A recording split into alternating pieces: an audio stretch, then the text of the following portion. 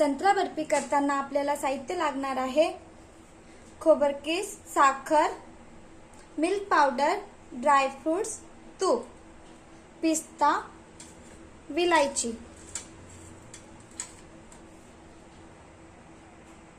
संत्र्याची बर्फी करताना जास्त वेळ लागत नाही, 15-20 मिनिटच लागतात। तर म्हटले चला बनवूया आपण हल्दीराम मध्ये भेटतं तशी संत्रा बर्फी।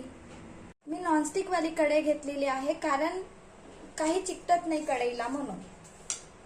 आता आपण आधी तूप टाकूया।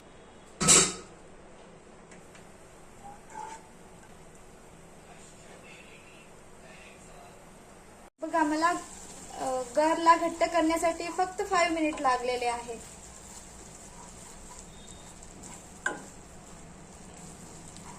बघा छान घट्ट झालेला आहे।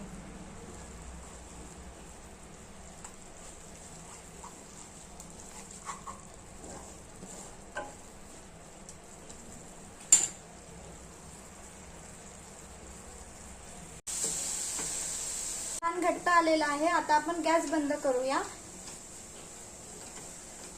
15-20 मिनिट लागतात बनवायला, जास्त वेळ लागत नाही। बघा छान असं घट्ट आलेलं आहे। आता आपण थंड होऊ देऊ थोडं। आता आपण तेव्हापर्यंत एका प्लेटला तूप लावून घेऊया।